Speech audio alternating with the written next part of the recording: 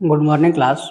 आज की इस क्लास में हम बात करने वाले हैं क्लास 8 क्लास 8 का जो है जैक बोर्ड का जो है ऑब्जेक्टिव जो है क्वेश्चन होने वाला है। ठीक है, ऑब्जेक्टिव जो उसका एग्जाम होता है ऑब्जेक्टिव टाइप का होता है पूरा। ठीक है, तो उसी का जो है हम लोग आज जो है राशियों की तुलना का जो है कुछ वस्तुनिष्ठ प्रश्न लेके आए हुए हैं। ठीक है, तो चलिए आप लोग देखिए और बनाते कैसे हैं देखिएगा। ठीक है, तो सबसे पहला क्वेश्चन में क्या है ध्यान देंगे आप लोग।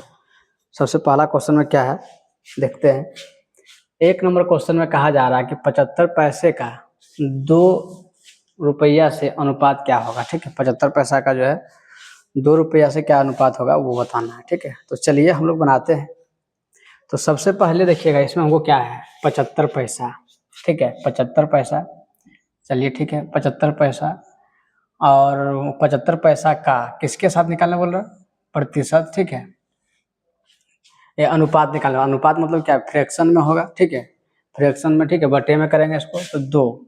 अब ये 2 रुपया है, ये पैसा है, तो 2 रुपया को हम लोग यदि पैसा में बदल लें तो क्या मेरा काम बन जाएगा। तो 2 रुपये में कितना पैसा हो जाएगा, तो 100 से इसको गुना कर देंगे। ठीक है, तो मेरा पैसा बन गया। सही है, तो चलिए इसके बाद हम लोग क्या करेंगे, अब देख रहे होंगे इसको देख कटा के देखते हैं। 25 दिया 75, अब 25 चौका 100। सही है, तो मेरे पास जो है फाइनल क्या आ जाएगा, मेरे पास देखिएगा फाइनल आ जाएगा। ऊपर में हो गया 3 बचा और नीचे में 4 दूनी 8। तो इसको अनुपात में लिखेंगे हम लोग, कैसे लिखेंगे 3:8। ठीक है, तो ये मेरा क्या हो जाएगा, आंसर हो जाएगा। तो चलिए देखिएगा ऑप्शन नंबर ए में जो है इसका आंसर दिया हुआ है। ऑप्शन ए देखिए इसका क्या हो जाएगा, आंसर हो जाएगा। ठीक है, तो चलिए इसके बाद जो है हम लोग अगला क्वेश्चन के ऊपर चर्चा करते हैं। इसके आगे क्वेश्चन में क्या ध्यान देंगे, 2 नंबर क्वेश्चन में कहा जा रहा है, 2 नंबर क्वेश्चन में क्या कहा जा रहा है देखेंगे कि एक घड़ी का अंकित मूल्य 2000 रुपया है।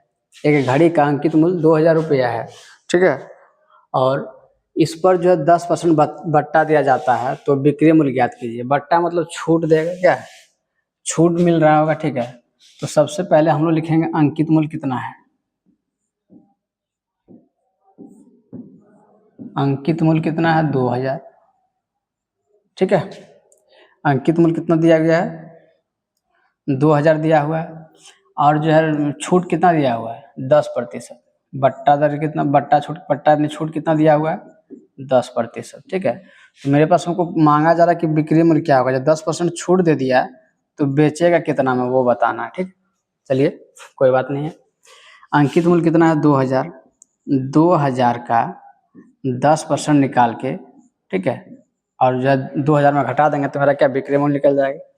तो 1 0 से 1 0 कैंसिल, 1 0 से 1 0 कैंसिल, तो 200 रुपया कितना हो गया, 2000 का 10% यानी कि 200 रुपया क्या हो जाएगा, छूट हो जाएगा मेरा। 200 रुपया क्या हो जाएगा, छूट हो जाएगा। ठीक है, 200 रुपये छूट होगा तो आप ध्यान देंगे 200 रुपये छूट हुआ तो मेरे पास टोटल पहले कितना था, 2000।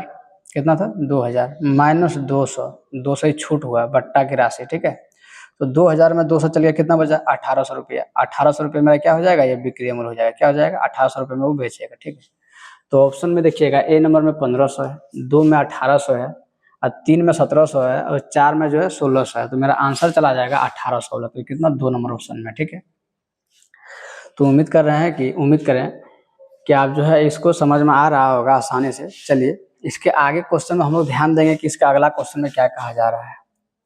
इससे आगे क्वेश्चन में ध्यान देंगे, 3 नंबर प्रश्न में कहा जा रहा है हमको कि यदि किसी वस्तु का क्रय मूल्य 400 रुपया तथा लाभ 20% हो तो उसकी बिक्री मूल्य याद करना है। चलिए कोई बात नहीं, क्रय मूल्य तो यहाँ लिखेंगे। ठीक है, क्रय मूल्य कितना है, 400, कोई दिक्कत नहीं। और लाभ कितना दिया हुआ है, लाभ बराबर 20%। अब हमको निकालना क्या है कि बिक्री मूल्य। तो बिक्री मूल्य निकालने के लिए हम लोग क्या जानते हैं, बिक्री मूल्य निकालने के लिए हम लोग क्या करेंगे, क्रय मूल्य प्लस लाभ करेंगे। क्रय मूल्य अब प्लस में क्या, लाभ, कोई दिक्कत। तो ये मेरा हो गया बिक्री मूल्य निकालने का फार्मूला, कोई दिक्कत। चलिए अब इसी फार्मूला पे हम लोग काम करेंगे। इसी फार्मूला पे क्या करेंगे हम लोग, इसी फार्मूला पे हम लोग क्या करेंगे, काम करते हैं। चलिए तो इस क्वेश्चन में आप लोग जो है क्या करें कि क्रय मूल्य कितना है मेरे पास 400, देखिएगा 400 है।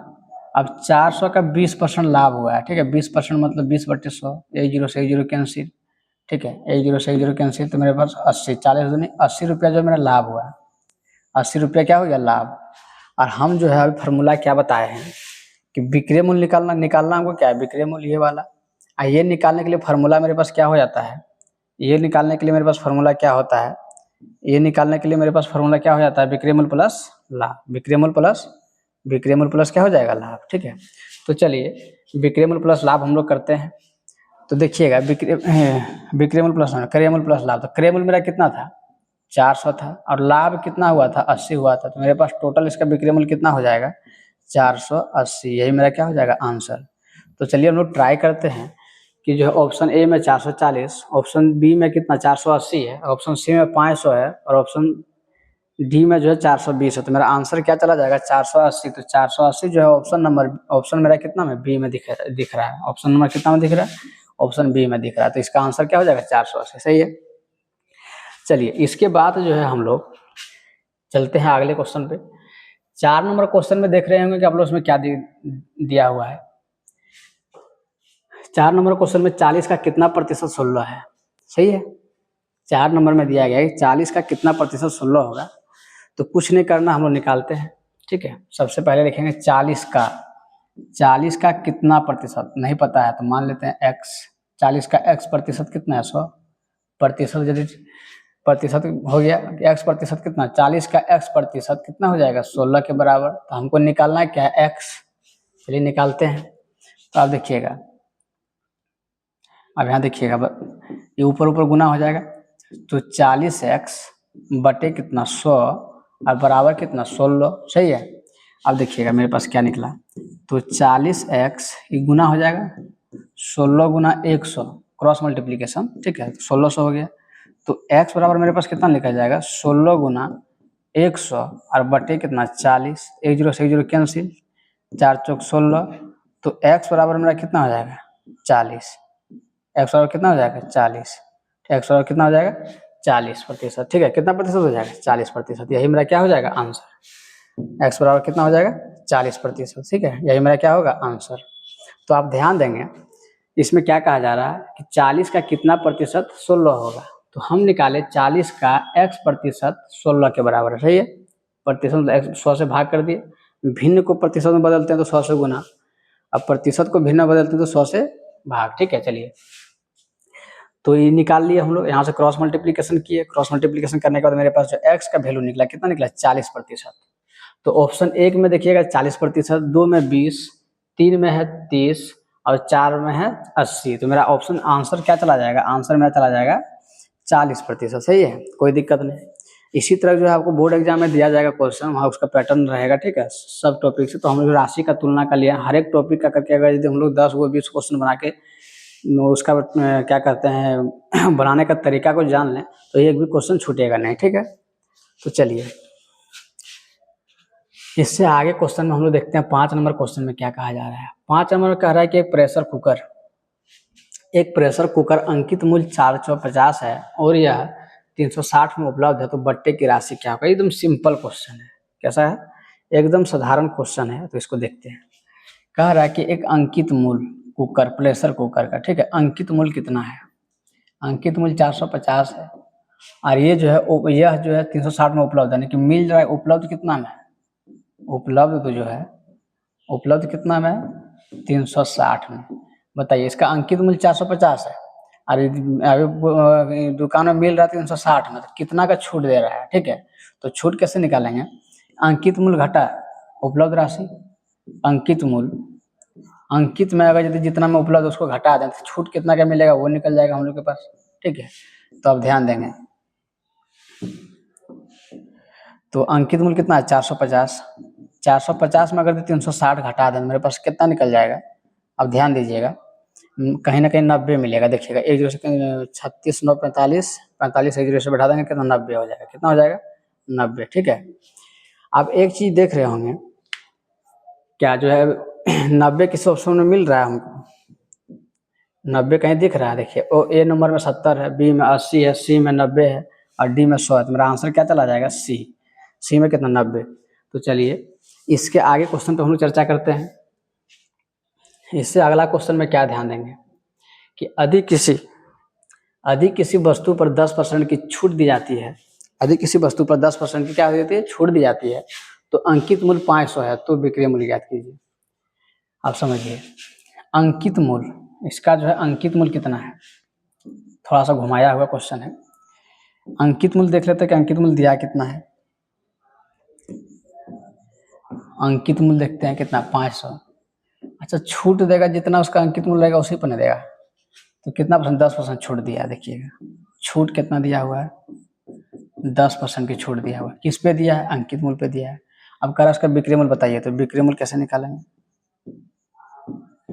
ठीक है, विक्रय मूल्य निकालना है।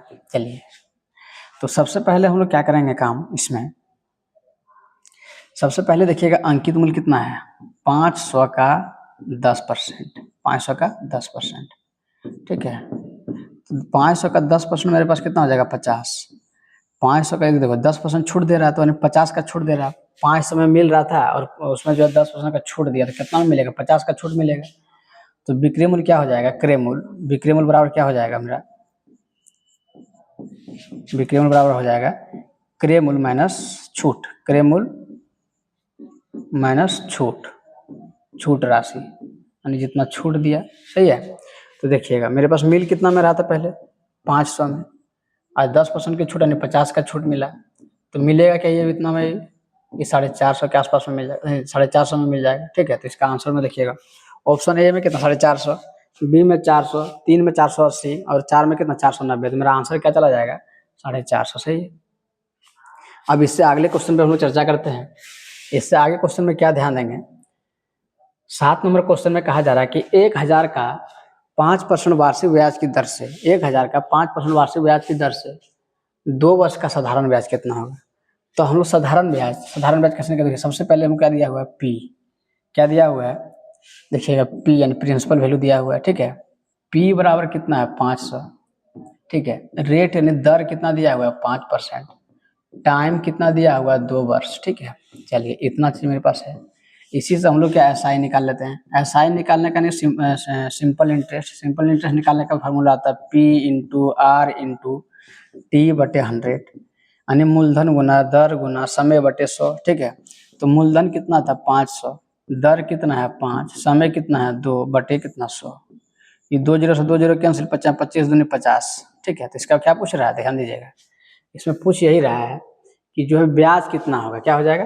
ब्याज मेरे पास कितना का वो निकालना। तो ब्याज मेरे पास 2 साल में कितना हो जाएगा? 50। कितना हो जाएगा? 50। तो ऑप्शन ए में देखिएगा 50 है, बी में 100 है, सी में 150 है, 4 में जो है 200 है। मेरा आंसर क्या चला जाएगा? 50 चला जाएगा। ठीक है, यहाँ तो कोई दिक्कत नहीं हुआ होगा। चलिए अब हम लोग चलते हैं इससे आगे क्वेश्चन पे। इस क्वेश्चन में क्या कहा जा रहा है? ध्यान देंगे कि 50 विद्यार्थियों के समूह में, 50 विद्यार्थी है, उस समूह में 60% विद्यार्थी गणित में रुचि रखते हैं और गणित में रुचि न रखने वाले विद्यार्थियों की संख्या निकालना है। कह रहा है कि टोटल 50 बच्चा है, 50 बच्चा का 60% जो है गणित में रुचि है, और जो कह रहा है कि गणित में रुचि न रखने वाला का जो है विद्यार्थियों की संख्या निकालेंगे। तो चलिए आराम से निकालते हैं। तो यहाँ लिखेंगे कि टोटल विद्यार्थी, क्या लिखेंगे? कुल विद्यार्थियों की संख्या। क्या लिखेंगे? कुल विद्यार्थी, कुल विद्यार्थी, कुल विद्यार्थी कितना है? 50 है। ठीक है, चलिए अब कितना प्रतिशत का? 60%। किसका? टोटल विद्यार्थी का। तो टोटल विद्यार्थी कितना है? 50। 50 का 60% निकालते हैं। 1 जीरो से 0 कैंसिल, 1 जीरो से 0 कैंसिल, 56 30। इसका मतलब कहा जा रहा है कि मैथ में जो रुचि रख रहा है 30 स्टूडेंट रख रहा है। कितना स्टूडेंट रख रहा है? 30 स्टूडेंट। 60% रख रहा है, मतलब 30 विद्यार्थी रख रहा है मैथ में रुचि। लेकिन हमको पूछा क्या जा रहा है कि जो है मैथ में रुचि न रखने वाला, तो मैथ में रुचि नहीं रखेगा तो कुल विद्यार्थी में, यहाँ लिखेंगे कुल विद्यार्थी, कुल विद्यार्थी माइनस और गणित में रुचि वाला, गणित में रुचि रखने वाला विद्यार्थियों की संख्या। अब देखिएगा तो विद्यार्थी टोटल कितना था? 50। 30 को गणित में रुचि रख रहे हैं, तो कितना नहीं रख रहे हैं? 20। तो 20 क्या कर रहे हैं? गणित में रुचि नहीं रख रहे हैं। तो मेरे पास देखिएगा ऑप्शन ए में जो है आंसर दिया गया है 30, 2 में है 20, 3 में है 25, 4 में है 15, तो मेरा आंसर क्या चला जाएगा? ऑप्शन 2, ठीक है, 20 चला जाएगा, ठीक है। इसके आगे क्या क्वेश्चन है? क्वेश्चन नहीं होगा इसका सामने, ठीक है। तो चलिए इसके इस टॉपिक में जितना भी क्वेश्चन आप लोग आगे और बनाएंगे, तो हम जो है लगभग 8-10 क्वेश्चन के आसपास हम लोग काम किए। 8-10 क्वेश्चन में अगर राशि का तुलना के ऊपर चर्चा किया जाए तो उसमें सारा क्वेश्चन कवर हो जाएगा। और उसके राशि की तुलना से अगर पूछे जाने वाले क्वेश्चन की संख्या जो भी कोई भी क्वेश्चन पूछेगा, ऐसा नहीं होगा कि नहीं बनेगा। अगर यदि पूरा वीडियो को आप देख लिए होंगे और समझे होंगे तो आप लोग को जो है बनाने में कठिनाई नहीं होगा। तो इसी तरह जो है हम क्या करेंगे, आगे की क्लास जो है टॉपिक वाइज जो है कभी पहले 8 का खत्म कर लेंगे, उसके बाद 9 का करेंगे। तब तक के लिए थैंक यू, मिलते हैं अगले वीडियो में, ठीक है।